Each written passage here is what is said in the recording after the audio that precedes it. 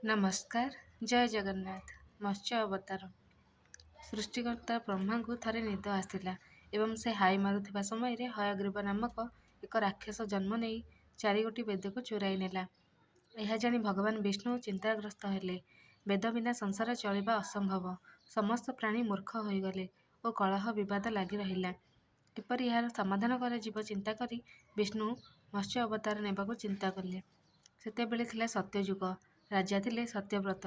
ସେ ମନୁ ନାମରେ ପରିଚିତ ଥିଲେ।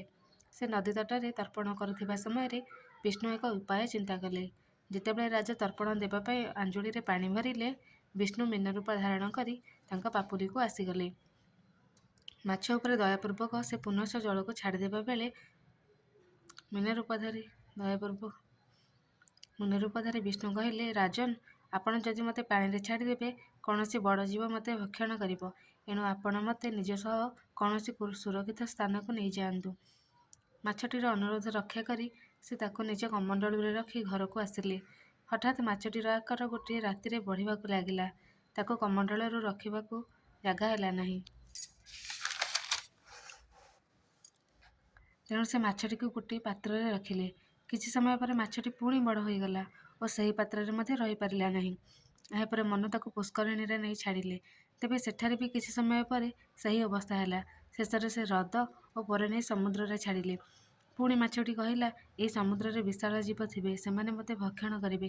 ମୋତେ ଏଠାରେ ଏକା ଛାଡ଼ି ଯାଆନ୍ତୁ ନାହିଁ। ଏହାପରେ ରାଜା ଠିକ୍ ବୁଝିପାରିଥିଲେ ଯେ କୌଣସି ସାଧାରଣ ମାଛ ନୁହେଁ।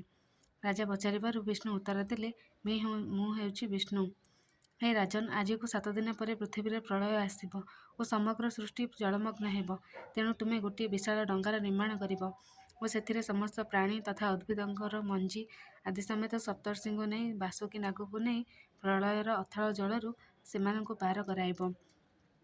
ଏତିକି କହି ଭଗବାନ ହୟଗ୍ରୀବର ସନ୍ଧାନ ପାଇଁ ସମୁଦ୍ର ଭିତରକୁ ଚାଲିଗଲେ। ହୟଗ୍ରୀବ ରାକ୍ଷସ ବେଦଗୁଡ଼ିକୁ ସମୁଦ୍ର ତଳେ ବାନ୍ଧି ଲୁଚାଇ ରଖିଥିଲା।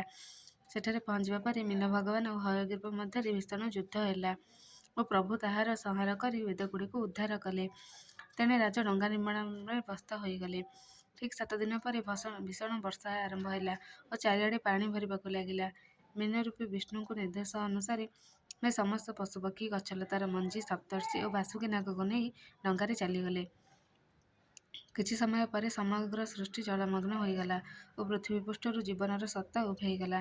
କେବଳ ସେହିମାନେ ହିଁ ଜୀବିତ ଥିଲେ, ଯେଉଁମାନେ ସତ୍ୟବ୍ରତର ଡଙ୍ଗାରେ ଉପସ୍ଥିତ ଥିଲେ। ଧୀରେ ଧୀରେ ବର୍ଷାର ପ୍ରଭାବ ବଢ଼ିବାକୁ ଲାଗିଲା ଓ ଡଙ୍ଗାଟି ଅସ୍ଥିର ହେବାକୁ ଲାଗିଲା। ଏହି ସମୟରେ ସପ୍ତର୍ଷି ରାଜାଙ୍କୁ ଭଗବାନ ବିଷ୍ଣୁଙ୍କୁ ସ୍ମରଣ କରିବାକୁ କହିଲେ। କିଛି ସମୟ ପରେ ମୀନରୂପ ଭଗବାନ ସେଠାରେ ପହଞ୍ଚିଲେ ଓ ତାଙ୍କ ଉପରେ ଶିଙ୍ଗଟିଏ ଥିଲା। ବାସୁକୀ ନାଗକୁ ତାଙ୍କ ଶିଙ୍ଗରେ ବାନ୍ଧିଥିଲେ। ଏହାପରେ ମତ୍ସ୍ୟ ଭଗବାନ ପ୍ରଳୟ ଜଳରେ ଡଙ୍ଗାଟିକୁ ଟାଣି ନେଇ ଚାଲିଲେ। ଏହି ସମୟରେ ଭଗବାନ ବିଷ୍ଣୁ, ସପ୍ତର୍ଷି ଓ ରାଜାଙ୍କ ମଧ୍ୟରେ ହୋଇଥିବା କଥୋପକଥନ ମତ୍ସ୍ୟ ପୁରାଣ ନାମରେ ପ୍ରସିଦ୍ଧ। ଶେଷରେ ବ୍ରହ୍ମାଙ୍କ ନିଦ ସମାପ୍ତ ହେବା ପରେ ପ୍ରଳୟର ବର୍ଷା ବନ୍ଦ ହେଲା ଓ ମୀନରୂପୀ ବିଷ୍ଣୁ ଡଙ୍ଗାଟିକୁ ହିମବାନ ପର୍ବତରେ ଛାଡ଼ିଦେଲେ ଓ ଅନ୍ତର୍ଦ୍ଧାନ ହୋଇଗଲେ। ପୁନଶ୍ଚ ସେଠାରେ ସୃଷ୍ଟିର ପୁନଃ ସର୍ଜନ ହେଲା। ମୀନ ଅବତାର ହେଉଛି ଭଗବାନ ବିଷ୍ଣୁଙ୍କର ପ୍ରଥମ ଅବତାର।